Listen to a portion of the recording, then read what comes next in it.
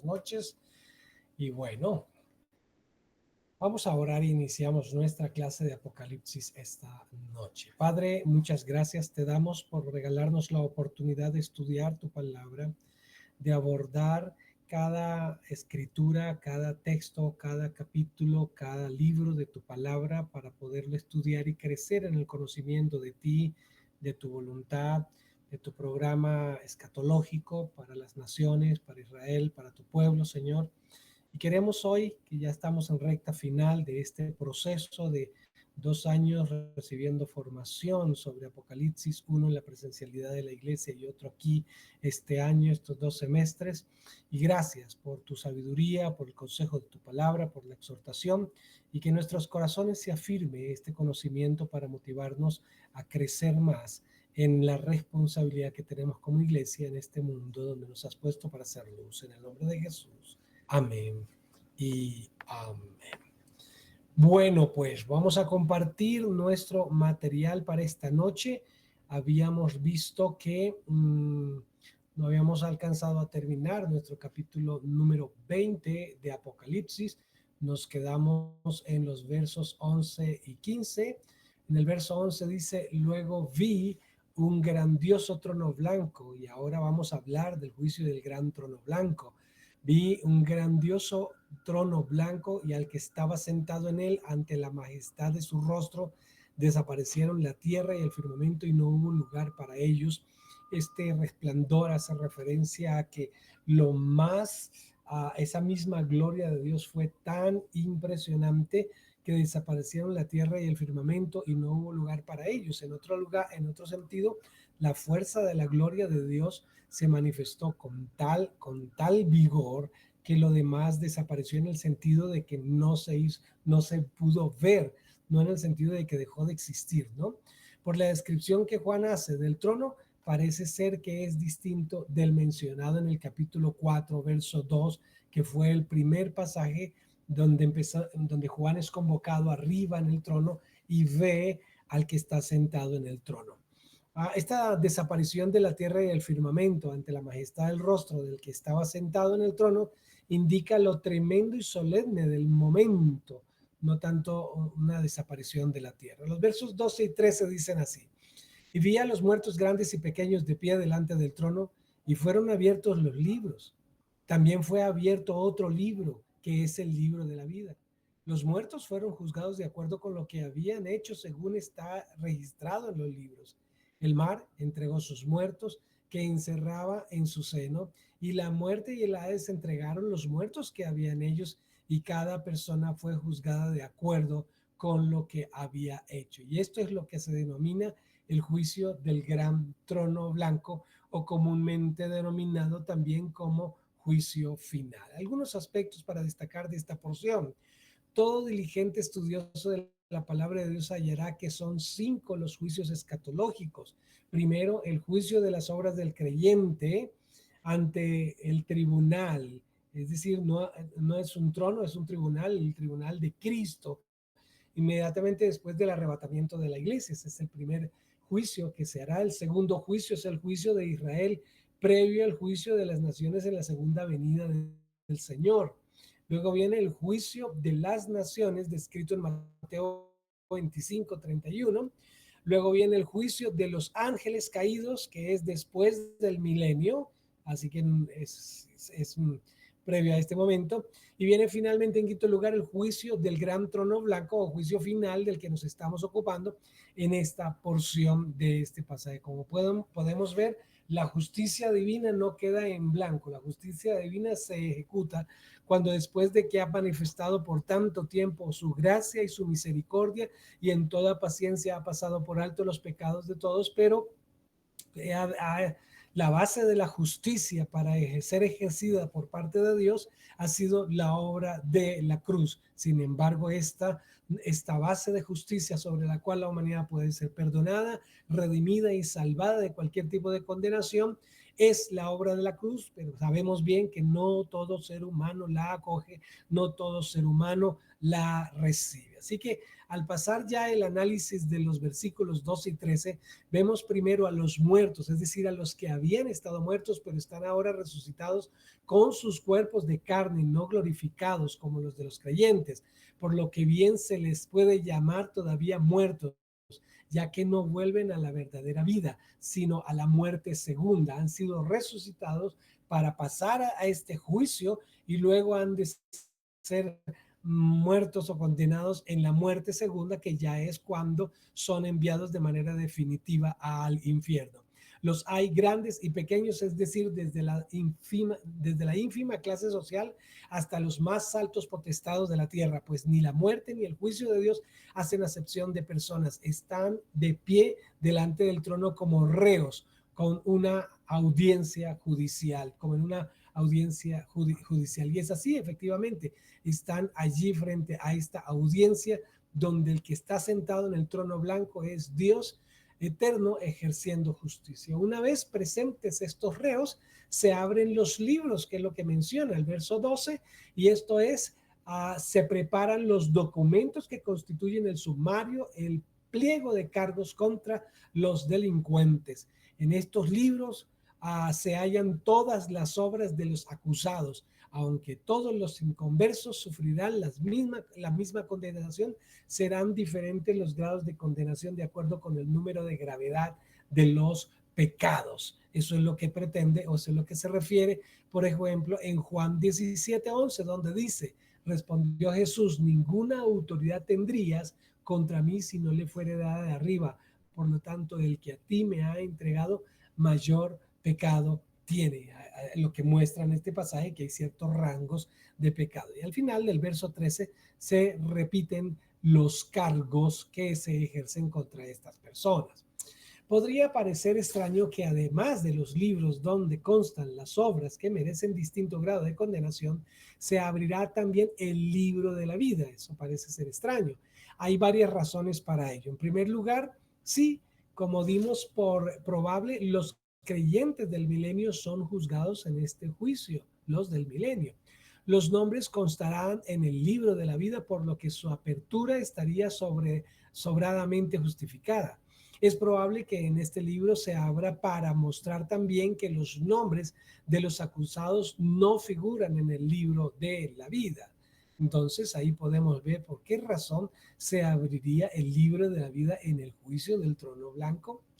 El verso 13 nos describe el mar, la muerte y el Hades, y está como personificados, dando, es decir, devolviendo los muertos que yacían en ellos. Se les presenta como a unos carceleros que tienen encerrados bajo llave a los muertos, pero no tienen más remedio que soltarlos para que acudan al gran juicio final. Es decir, los muertos que quedaron sumergidos en el mar, a la misma muerte, a la misma Hades, el mismo Hades, se les ordena entregar los muertos que tienen retenidos, es decir, que de alguna manera su poder de muerte para mantenerlos allí sometidos sea abierto para que puedan resucitar y puedan estar presentes ante el juicio del gran trono blanco. Allí pues obviamente no estará la iglesia, no estarán todos los que han sido levantados en el rapto.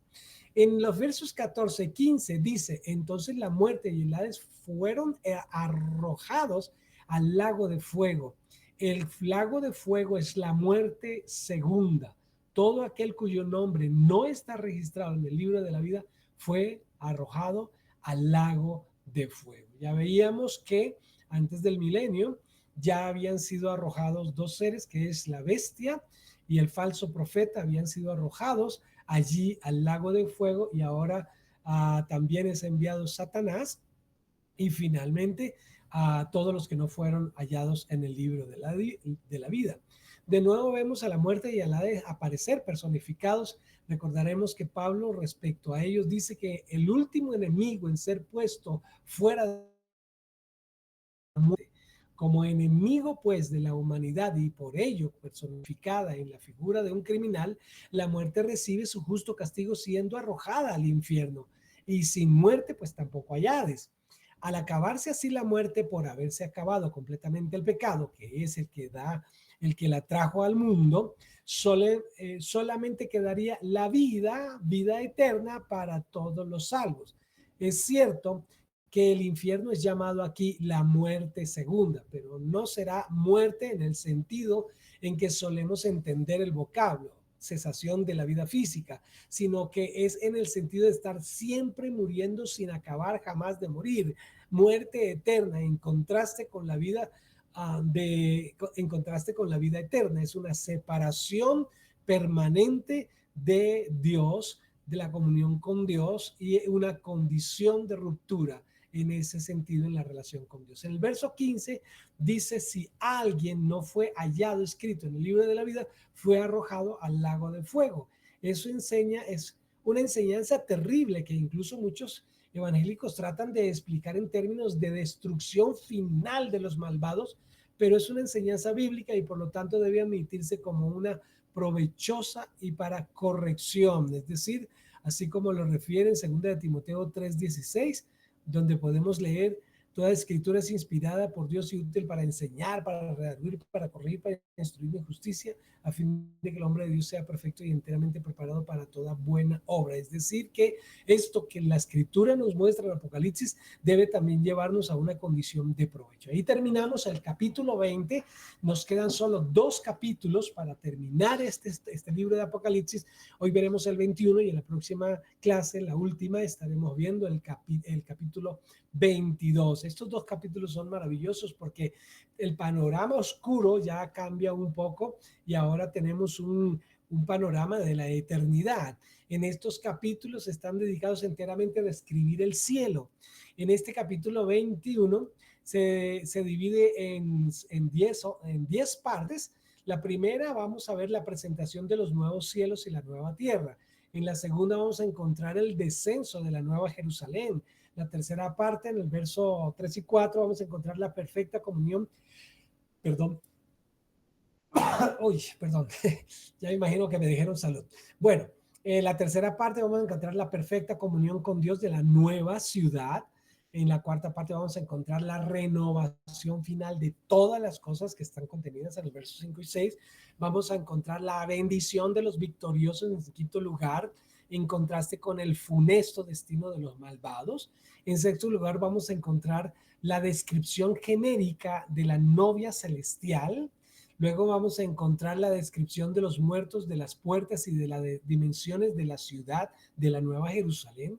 Luego vamos a encontrar la belleza ornamental de la ciudad. Finalmente, en punto 9, la luz de una ciudad celeste en la cual no hay templo. Y finalmente, el libre acceso a la ciudad que nos encontramos en los últimos versículos. Como pueden notar, es un capítulo de 27 versículos, pero todo está concentrado en una nueva perspectiva. Ya todo el panorama fatalista, terrible, de juicio, de condenación, termina en el capítulo 20 y ahora en este capítulo 21 encontramos un panorama de hermoso, maravilloso. Avancemos entonces. En el verso 1 dice: después vi un cielo nuevo y una tierra nueva, porque el primer cielo y la primera tierra habían desaparecido y ya no existía ningún mar. Llama mucho la atención esto, pero entonces nota: vio un cielo nuevo y una tierra nueva, porque el primer cielo y la primera tierra habían desaparecido y ya no existía ningún mar.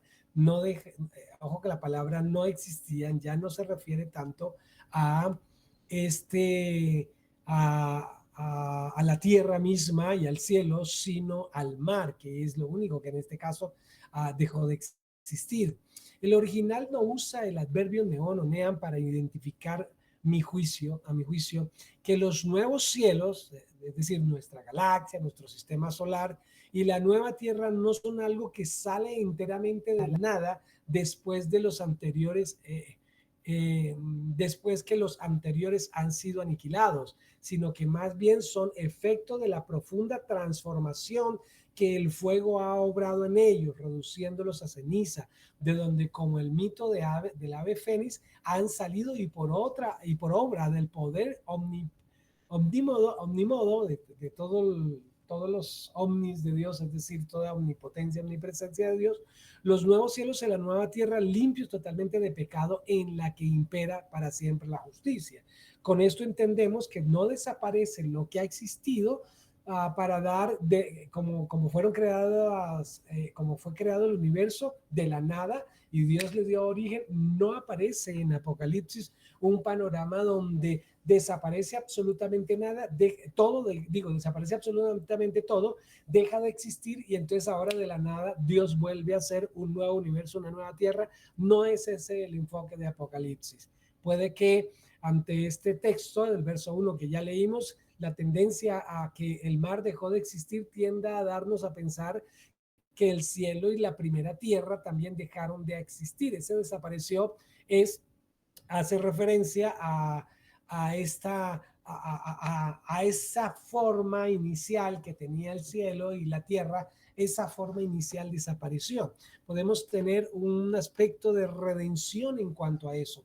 Cuando conocemos de Cristo al nacer de nuevo, entonces podemos decir, por lo que refiere Pablo, somos nueva criatura en Cristo Jesús. Y eso no significó que morimos para volver a nacer en términos físicos, como preguntó Ananías a Jesús.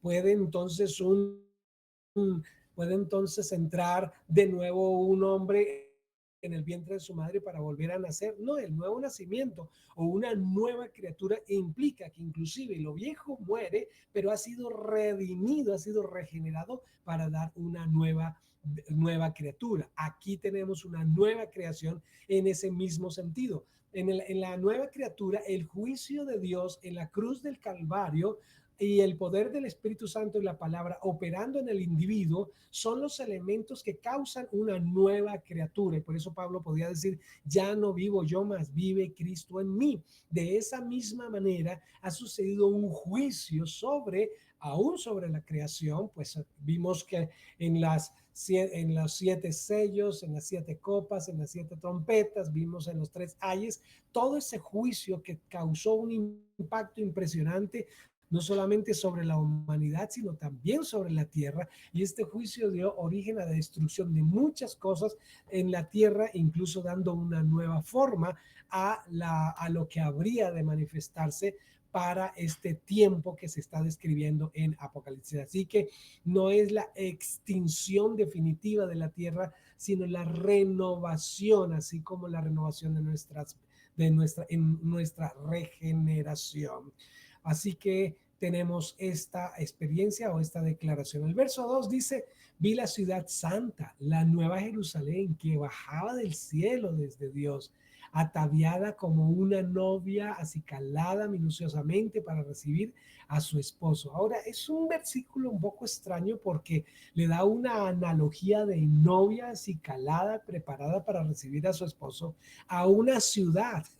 Es curioso eso, ¿no? Esa analogía, a una ciudad, y la refiere como la nueva Jerusalén que bajaba del cielo de Dios. Y esta es la figura central en este capítulo 20, porque hay unas características en ella descritas en este capítulo que nos dejan admirados de esta hermosa ciudad. Dice, la nueva Jerusalén es llamada aquí la ciudad santa, no solo por ser la ciudad en la que Dios estableció su morada especial, sino en especial porque ahora ya no hay nada inmundo en ella, en contraste con lo que en la Jerusalén terrenal había sido durante el reinado del anticristo.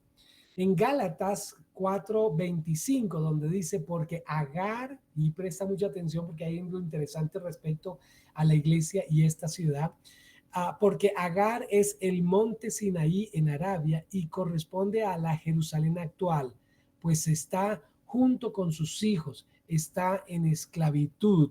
Más, verso 26, más la Jerusalén de arriba, la cual es madre de todos nosotros, es libre. Y esos dos versículos comparados con Hebreos 12:22 al 24, dice así, sino que os habéis acercado al monte de Sión, a la ciudad del Dios vivo, Jerusalén la celestial, a la compañía de muchos millares de ángeles, a la congregación de los primogénitos que están inscritos en los cielos, a Dios el juez de todos, a los espíritus de los justos hechos perfectos, a Jesús el mediador del nuevo pacto, a la sangre rociada que habla mejor que Abel.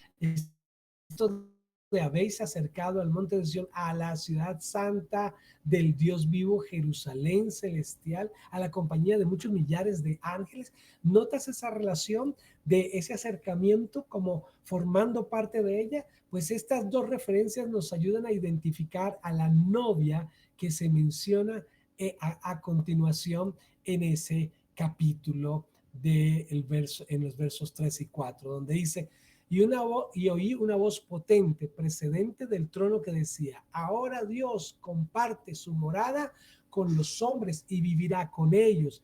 Ellos serán su pueblo y Dios mismo será con ellos y será su Dios. Él enjugará toda lágrima de los ojos de ellos. Ya no habrá muerte ni desgracia luctuosa, es decir, no habrá luto ni lamentos, ni trabajos, es decir, trabajos en el sentido de trabajos penosos, porque el antiguo orden de las cosas ya pasó. Fíjate que hay un nuevo orden y aquí es lo que refiere esto, muy semejante a lo que está referido también en 2 Corintios 5:17, de modo que si alguno está en Cristo, nueva criatura es, las cosas viejas pasaron y aquí todas son hechas nuevas, y eso es lo que vemos también en esta declaración, ahora ya no refiriéndose propiamente a un individuo, sino a todo un pueblo o una ciudad, la ciudad santa. Hemos de recordar que durante la peregrinación de Israel por el desierto, Dios moraba especialmente en su tabernáculo, el cual estaba ubicado en medio del campamento, rodeado de todas las tiendas de campaña en las que cada familia israelita tenía su propia morada. ¿Lo recuerdas? Allí en Éxodo y toda la travesía de Génesis, desde Egipto hasta a la tierra prometida. Así es como también el verbo de Dios, al hacerse hombre, acampó entre nosotros, habitó entre nosotros, según menciona Juan 1:14, que recuerdas que dice eh, que aquel verbo fue hecho carne y habitó entre nosotros y vimos su gloria, gloria como el unigénito del Padre lleno de gracia y de verdad. Pues ese fenómeno que se da a nivel individual con cada creyente ahora se da en orden macro con todo el pueblo de Dios, ya que el cuerpo humano se llama tabernáculo, según en Corintios. Es en la mansión celestial eterna habrá un solo tabernáculo, ya no son muchos, sino un solo tabernáculo donde nuestro Padre Celestial vivirá con los suyos para siempre, como en medio de una gran familia y donde en esta nueva Jerusalén. Al ser ya perfecta la comunión bajo un mismo techo, de que disfrutarán los hijos de Dios con su Padre Celestial, desaparecerá por eso mismo enteramente y de la primera ruptura de la comunión con Dios. Así que ya tendríamos una condición. El verso 4 dice, Él enjugará toda lágrima de los ojos de ellos, ya no habrá muerte ni desgracia luctuosa, y menciona la nueva condición en la que aparece este pueblo de Dios.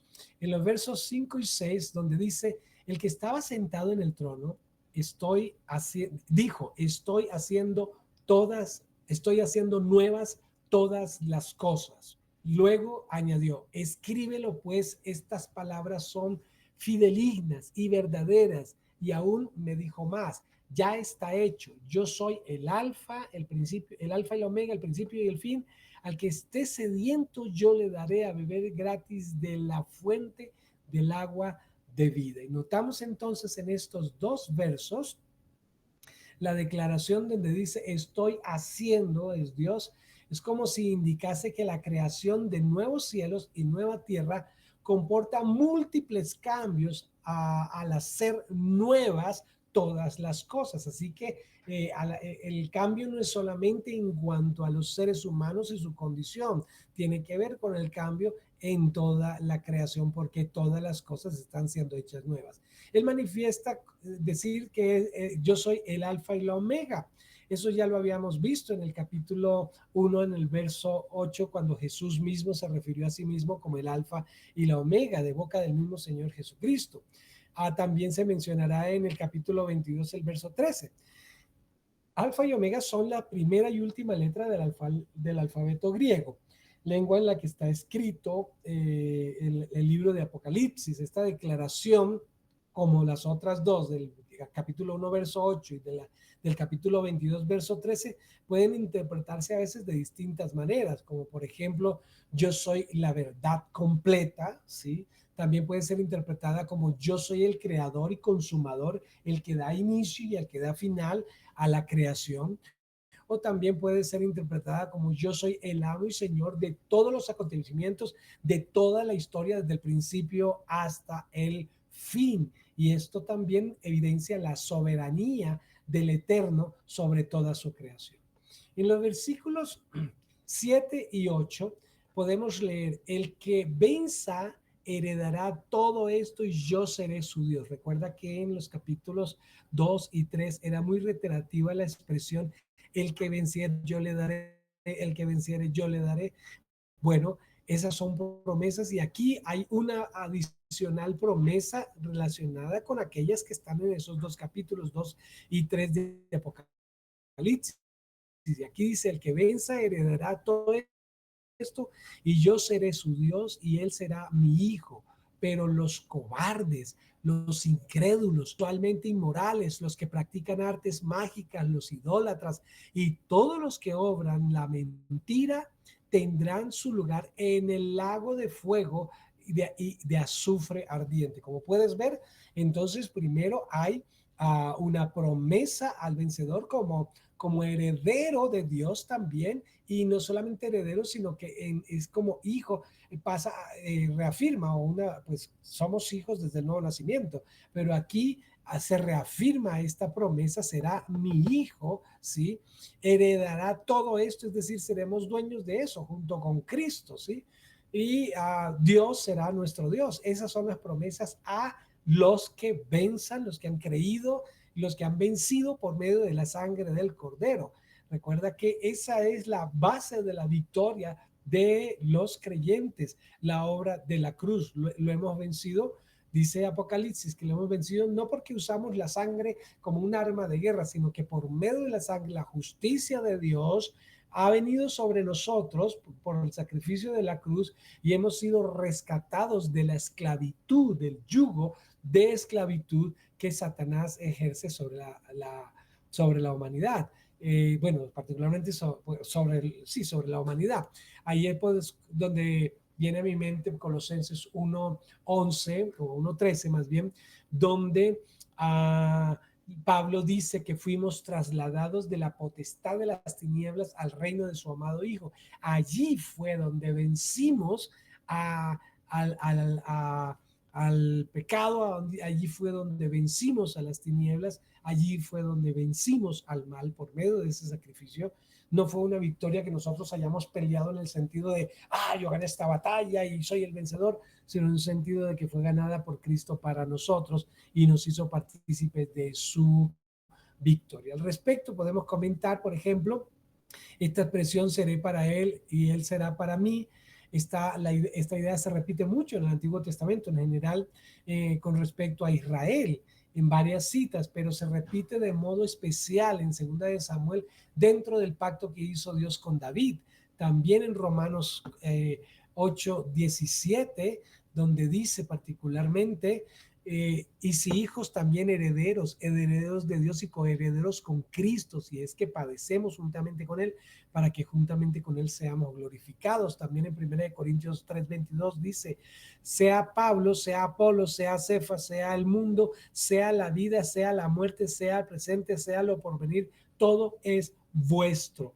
Y esto nos habla de la promesa de la herencia que se consolida aquí en esta nueva Jerusalén de la que la escritura nos está hablando. Así que en estos pasajes de Romanos y Corintios es que se confirma esta herencia universal para todos los creyentes. Ahora, esta bendita suerte de los elegidos contrasta con el funesto destino de los malvados que ya vimos en el verso 8, porque los incrédulos que ya vimos, los que siguen los abominables, los homicidas, los que tienen inmoralidad sexual, vive los que practican artes mágicas, lo que tiene que ver con hechicería, brujería, todo esto, los idólatras, y finalmente todos los mentirosos.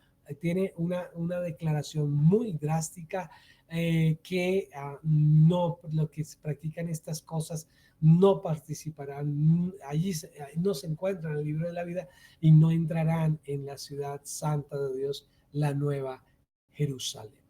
Pasamos ahora a los versículos 9 al 11, donde dice: uno de los 7 ángeles que llevaba las 7 copas anchas llenas de las 7 últimas plagas, es decir, uno de los ángeles que derramó una de las 7 copas, se dirigió hacia mí y me habló así: ven y te mostraré la novia, la esposa del Cordero. Ojo con estas dos expresiones. Te mostraré la novia, la esposa del Cordero. Y me transportó en el espíritu a un grande y elevado monte y me mostró la ciudad santa, Jerusalén, que bajaba del cielo desde Dios, resplandecía con la gloria de Dios y su brillo era como el de una joya de las más valiosas, como un jaspe claro, brillante como el cristal. Notas la expectativa que se genera cuando el ángel le dice a Juan que lo va a invitar, que venga con él porque lo va a llevar a ver a la novia, la esposa del Cordero. Mira cómo la define: la novia, sí, la esposa, no del Padre, no de Dios, no del Eterno, sino del Cordero. Y cuando Juan es llevado a este monte, lo que ve no es una mujer, ni siquiera ve un pueblo, un grupo de personas, una multitud, ve una ciudad, la ciudad santa. ¿Cuál? La misma ciudad que se menciona en los primeros versículos de este capítulo que ya habíamos mencionado. El ángel compara la ciudad como una novia y la esposa del Cordero y da a entender que su belleza es como la de una novia ataviada para su esposo en el día de las bodas. Se trata de una figura retórica, ya que a tono con el verso 2, que ya lo vimos, la nueva Jerusalén no es novia ni esposa, sino la residencia eterna de los santos en el cielo, pero esos santos en el cielo que residen allí constituyen, junto con la ciudad, como lo expresa el ángel a Juan, constituye la novia. Entonces, Juan vio una ciudad que estaba habitada por santos de todas las épocas, que Dios estará presente en ella de una manera muy de esta nueva Jerusalén que se refiere allí. Y puesto que Dios habita en medio de ella, la gloria de Dios se manifiesta en ella con todo su esplendor. Allí no tendremos que escondernos, allí no tenemos que ocultarnos como por ejemplo cuando Moisés le dijo al Señor: déjame ver tu rostro, y bueno, si miras mi rostro apenas morirá, y apenas le pudo mostrar la espalda. Y todos en el Antiguo Testamento es claro, y lo comprendemos también nosotros, por lo que se nos enseña tanto en el Antiguo como en el Nuevo Testamento, que nadie puede ver la gloria de Dios y resistir su presencia. Pero curiosamente Dios morará en la ciudad santa con su pueblo en la plenitud de su gloria, y no habrá destrucción de estas vidas. Primero, pues por nuestra condición redimida, y segundo, porque no contaremos con este cuerpo de carne débil que se enferma, que envejece. No, vamos a tener esta experiencia hermosa de un cuerpo glorioso que tiene la competencia de resistir la misma gloria de Dios, y ese mismo cuerpo también la evidencia. Eso es hermoso y una promesa maravillosa para nosotros, que nos debe generar una gran ilusión y nos debe causar emoción de la fe que tenemos en Cristo Jesús, porque estos planes maravillosos de Dios son planes que nos deben hacer pensar, wow, tenemos una esperanza gloriosa. Es decir, lo que vivimos aquí, esas cosas difíciles, el apóstol Pablo decía, estas cosas no son comparables con la gloria venidera, así que no me afana lo que tengamos acá, si tenemos o no tenemos, si somos perseguidos o no somos perseguidos, si sufrimos o no sufrimos. Esto aquí no, Víctor, esto aquí es efímero, haciéndole contraste con esa maravillosa promesa de la gloria, de convivir con la gloria de Dios allí en la Nueva Jerusalén. En los versos 12 al 17 podemos encontrar algunos aspectos. Déjenme lo leo en la versión Reina Valera, espérate, más adelante se encuentra. Bueno, está porcionado. Creo que está. No. En los versos 12 al 17, permíteme un momentico porque se me fue la mano en desplazarme. Dice, tenía un muro grande y alto con 12 puertas. Me paso a esta versión. Tenía un muro grande y alto. Ay, se me abrió otro libro, perdón. Tenía un muro grande y alto con 12 puertas y en las puertas 12 ángeles y nombres inscritos que son los de las 12 tribus de los hijos de Israel. Al oriente 3 puertas, al norte 3 puertas, al sur 3 puertas, al occidente 3 puertas. Y el muro de la ciudad tenía 12 cimientos y sobre ellos los 12 nombres de los 12 apóstoles del Cordero. Ahí tenemos los versículos 2. Es hasta el 17, perdón, sigo leyendo. El que hablaba conmigo tenía una caña de medir de oro para medir la ciudad, sus puertas y su muro. La ciudad se hallaba establecida en cuadrado y su longitud es igual a su anchura y él midió, perdón, la ciudad con la caña, 12,000 estadios. La longitud, la altura y la anchura de ella son iguales. Y midió su muro, 144 codos de medida de hombre, la cual es de ángel. Y aquí tenemos entonces la medición de esta muralla. Tiene una muralla grande, elevada.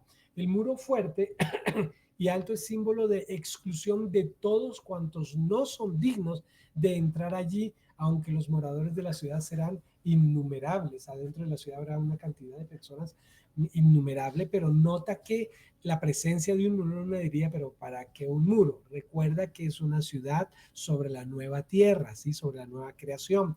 Esta ciudad no es en sí misma el cielo, sino la ciudad que ha descendido. Recuerda que cuando Dios ha creado la tierra, hay un escenario que se llama el Edén, que es lugar de la presencia de Dios, un lugar maravilloso, era un huerto, ¿sí? Allí estaba la presencia de Dios, el hombre tenía comunión con la presencia de Dios, pero recuerda que cuando el hombre pecó, se pusieron querubines y se cerró la entrada a la humanidad y fue destituido. De alguna manera semejante es esta ciudad, ahora es la presencia de Dios, la ciudad de Dios sobre la tierra y desde la cual se gobierna también por la eternidad a la humanidad en unas condiciones muy diferentes a las que actualmente se miran.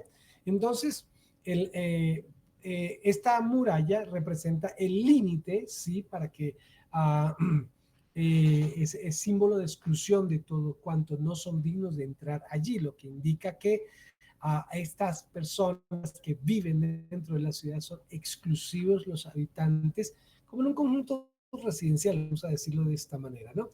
Con 12 puertas y con 12 ángeles. Las puertas sobre los dinteles y las puertas estaban escritos los nombres de las 12 tribus. Había 3 puertas hacia el este, ya vimos cada uno, 3 puertas a cada uno de los lados. Ya desde ahora se repite insistentemente el número 12 en esta porción y aún en el capítulo 22. Solo en los versículos 12 al 16 de este capítulo se repite 7 veces dicho número, es decir, el número 12 es muy reiterativo y hace referencia a los 12 apóstoles, a las 12 tribus de Israel y las medidas que ya vamos a ver. Estos son, en cuanto refiere a la tienda de la campaña en la que Dios acampará con los hombres, esto nos conduce a la disposición del campamento de los israelitas en el desierto y en medio de ellos. el tabernáculo de Dios frente al cual en el cuadro acampaban las 12 tribus de Israel, 3 frente a cada uno de los lados. Es decir, si miras la forma como está diseñada la ciudad y están escritos los nombres en las puertas de la ciudad, parece un poco a la distribución como el tabernáculo de Moisés había estado en el centro del pueblo y cómo las tribus de Israel estaban distribuidas, 3 al norte, 3 al sur, 3 al oriente y 3 al occidente. Así que de alguna manera esto que estamos viendo de la ciudad de Jerusalén, de la Nueva Jerusalén, nos evoca esa forma como estaba distribuido el pueblo judío en torno al tabernáculo en los tiempos de travesía del desierto. En los versículos 15 al 17, donde dice, el ángel que hablaba conmigo estaba como llevaba como medida una caña de oro para medir la ciudad, sus puertas y sus murallas. La ciudad estaba sentada como un cuadro de tanta largura como anchura. Midió la ciudad con caña y halló que tenía 12,000 estadios de largura y que era de tanta anchura y altura como largura. Midió su muralla y tenía 144 codos de altura según las medidas humanas que Ángel estaba empleando. Pero la caña de medir, y ojo a esto para poder tener claridad sobre las dimensiones, la caña de medir era un instrumento muy usado en la antigüedad, según han descubierto los arqueólogos en bajo relieve de Mesopotamia. Aquí la caña es de oro como lo merece una ciudad de oro. Las medidas son colosales y el propio texto sagrado nos dice que el valor matemático de la medida es usado por los hombres, así que hay una referencia que puede ser comprendida por los hombres. No hay por qué descartar el sentido literal de las medidas. Las cifras totales varían. Según el sentido según se entendía, perdón, como el perímetro, un comentarista llamado Martina calcula que esta tenía 2,131 kilómetros de perímetro, es decir, alrededor, o de lado, como parece ser el sentido obvio del texto, según el estadio que se emplee como módulo, porque la palabra estadio puede hacer referencia a dos medidas, a 180 o a 200 metros de longitud. Eso es lo que equivale a un estadio. Así que cuando se me vino una medida, cuando Betania quedaba a 10 estadios, bueno, se me olvidó y por eso no la quise referir porque olvidé el número exacto de la distancia entre Jerusalén y Betania que se midió en estadios y puede ser referencia entre 180 y 200 metros esa unidad de medida de estadios, según la forma que se distribuye a la ciudad cúbica o piramidal. Se cree más que es el aspecto es cúbico. Si las medidas si las medidas se han de entender de lado más bien que de perímetro y el estadio se considera de 200 metros, tendríamos 2,400 kilómetros de lado. Esto es 2,000 por 200, son 2,400 kilómetros de lado. Esto nos da una superficie a nivel de metros cuadrados de 5,760 metros cuadrados, que equivale a 2,400 de un lado y 2,400 del otro. Entonces el área de la superficie sería 5,760 kilómetros cuadrados. Al ser también la altura de 2,400 kilómetros, tenemos como resultado, si la ciudad es un cubo, la fantástica cifra de 3,824 millones, 13,824 millones de kilómetros cúbicos, si consideráramos la medida en forma cúbica. Ahora, recuerda que se trata de una ciudad. Estamos hablando de altura, longitud, profundidad, altura y ancho, y ahí podemos obtener estas medidas de acuerdo a lo que el ángel le mostró a Juan. Pero estas son las medidas en cuanto a la ciudad, porque también encontramos que hay una muralla y los versos 18 al 21 nos habla, dice la muralla estaba hecha de jaspe y la ciudad de oro puro y bruñido como el cristal. Los cimientos de las murallas de la ciudad estaban decorados, con toda clase de piedras preciosas. El primer cimiento de jaspe, el segundo de zafiro, el tercero de calcedonia, el cuarto de esmeralda, el quinto de sardónice, el sexto de cornalina, el séptimo de crisólito, el octavo de berilio, el noveno de topacio, el décimo de crisopraso, el undécimo de jacinto, el duodécimo de amatista. Las 12 puertas eran 12 perlas, cada puerta hecha de una sola perla. La avenida de la ciudad es de oro puro como cristal transparente. Mira la descripción de la ciudad. Y recuerda que la descripción inicial es vestida como una novia, engalanada para su esposo. Bueno, aquí tenemos entonces a la ciudad. Todo esta es la descripción física de la ciudad, sus medidas, los materiales de los que está hecha la ciudad, que son piedras preciosas sobre las cuales está cimentado el muro, ¿sí? En todo caso, y partiendo de la base de que desconocemos totalmente la naturaleza precisa de los materiales celestiales de la ciudad, solo podemos asegurar que el texto sagrado trata de presentarnos un espectro de colores que añada nueva belleza a la ya grandísima belleza de la Nueva Jerusalén.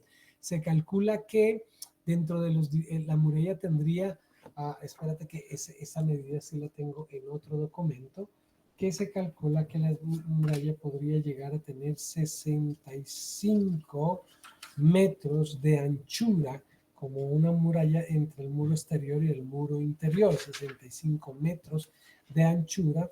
Esta es una muralla bastante gruesa. A ver si encuentro la declaración. Bueno, esto lo leí esta tarde, pero a ver. Así, a ver si la tenemos por acá. Permítanme, tengan un poquito de paciencia. A ver si encontramos estas medidas. Ay, de razón no la encontraba porque estoy en el resumen del capítulo 20 y la idea era encontrar el resumen del capítulo 21. Perdón, sigo en el capítulo 20. Señor, gracias. Vamos a ver el resumen, aquí estás. El capítulo 21, aquí va a estar. Entonces, las dimensiones de la ciudad, sí, pero donde quiero enfatizarles es la del muro, pero quiero estar seguro de si me refiero a kilómetros o metros, si me lo permiten un momentico. Ya, sí, la anchura del muro es de 65 metros, el grosor del muro, lo que indica también que es una fortaleza en ese sentido. Pero ya vamos a notar una característica porque uno dice, bueno, pero todo este muro para proteger de qué, si todo ha sido nuevo y todo es santo y ahora es eterno y el mal no está. Entonces, podemos ver, ya lo vamos a ver más adelante. En el verso 22 al 24 dice, de la ornamentación de la ciudad pasamos a la iluminación. Ya vimos toda la ornamentación. Ahora mire, dice, no vi santuario en la ciudad porque el Señor Dios Todopoderoso y el Cordero son su santuario. Tiene un santuario es para un encuentro con Dios. Toda la ciudad en sí es un santuario, pero bueno, aquí el texto dice, no vi santuario en la ciudad porque el Señor Dios Todopoderoso y el Cordero son su santuario. La ciudad no tiene necesidad de sol ni de luna que la ilumine porque la gloria de Dios le da luz y el Cordero es su lámpara. Las naciones caminarán a su luz y los reyes de la tierra traerán a ella su esplendor. Ahora, nota una cosa, esto no significa que el sol y la luna dejaron de existir, esto solamente está diciendo que el resplandor de la gloria de Dios es suficiente iluminación para la ciudad, por lo tanto, no es necesario que la ciudad sea iluminada por el sol o por la luna. Pasando ya el tiempo de la lucha entre el bien y el mal, la cual se prolongó hasta después del milenio en el capítulo 20, no hará falta del sacerdocio de intercesión que veíamos en el altar celeste del incienso, eso que vimos en el capítulo 8 y 9 de Apocalipsis, ni candelabros de luz, ya que el Cordero será la lumbrera de la ciudad, ni habrá límite entre lo sagrado y lo profano en una ciudad eternamente santa. Toda ella será un grandioso tabernáculo con la presencia totalmente accesible del Dios Todopoderoso, irradiando santidad por medio del Cordero. Así que la presencia de Dios ya no ha de buscarse, se conoce, se percibe universalmente y penetrándolo todo como la luz del día. Será la misma gloria de Dios que alumbre a la humanidad.